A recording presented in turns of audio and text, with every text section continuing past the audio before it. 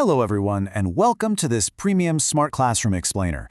I'm your host, and today we're tackling a super important and honestly, really fascinating topic for your Class 12 Geography board exams, human development. But before we get into the weeds, let me ask you something. Imagine a city where the population suddenly doubles. They build massive shopping malls and giant banks, but there are zero new schools, no clean water, and no hospitals. Would you actually call that development? Absolutely not. Today, we're going to completely flip how you look at true progress and how the world actually measures it. Think of today's session as your ultimate roadmap, not just for acing your board exams, but for fundamentally shifting how you understand the world around you. We have a 5-step agenda today: illusion versus reality, the concept itself, dimensions and pillars, the HDI and India, and finally, the exam vault. Let's jump right in. Section 1. Illusion versus reality. Okay, let's dive into this. Here is the clear difference between growth and development.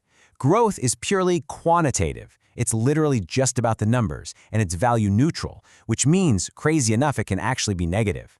Development, on the other hand, is completely qualitative. It involves a positive, value-laden change in people's actual lives. So here's your trick for the board exams. Growth equals numbers, development equals quality. You can absolutely have economic or population growth without development, but for true development, there always has to be a real improvement in the quality of life. Moving on to Section 2, the concept of human development.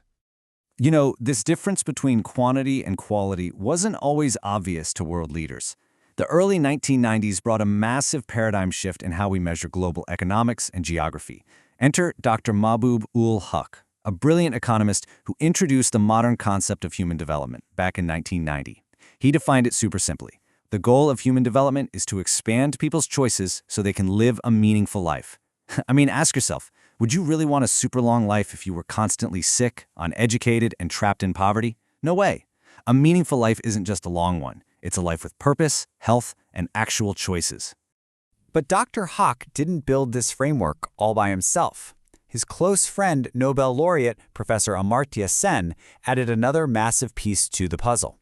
While Haq focused on expanding choices, Sen argued that development is fundamentally about building human capabilities and increasing freedom. For your exams, here's an easy memory trick. Haq equals choices, and Sen equals freedom and capability. Together, their combined vision totally changed the blueprint for how we understand progress today. Section 3. Dimensions and pillars. Now, what's really interesting about this next slide is how we build this reality piece by piece. We measure a society using 3 core dimensions. First up is health, which is measured by life expectancy at birth. Second is education, evaluated through adult literacy rates and the gross enrollment ratio. And third is access to resources, which is measured by people's purchasing power in US dollars. These 3 are the absolute essentials. If even one of these is missing, you simply can't achieve human development. To support those 3 dimensions, we have 4 pillars. Think of them like giant columns holding up a building. Now, for your board exams, memorize this super important acronym, SSUS. From the Hindi terms, that stands for Samta, Satatpo Shaniyata, Utpahakta, and Sashaktikaran, which translates to equity, sustainability, productivity, and empowerment. If you can confidently explain these 4 pillars, you've practically nailed one of the most frequently asked long-form questions on the exam.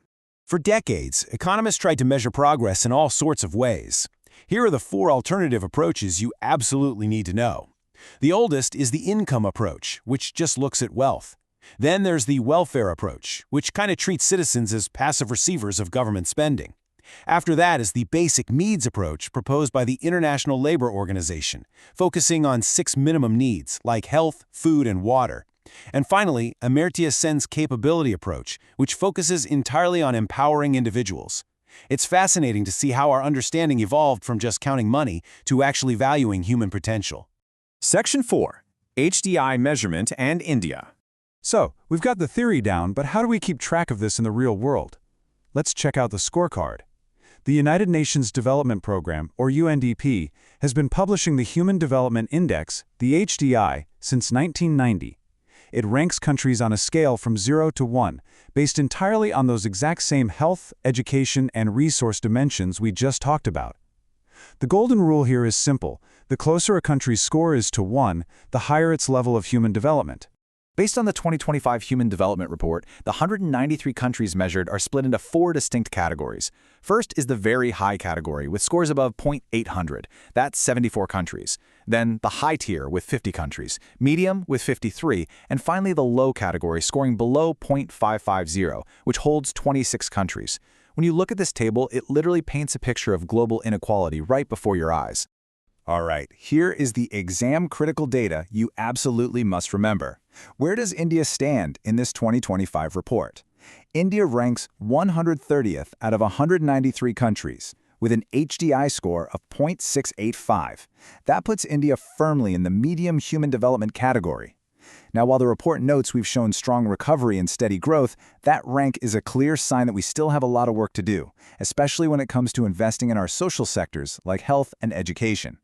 Let's shift gears and look at our neighbor, Bhutan, where they take a totally different approach. Bhutan is literally the only country in the world that officially proclaims gross national happiness, or GNH, as the main measure of the country's progress.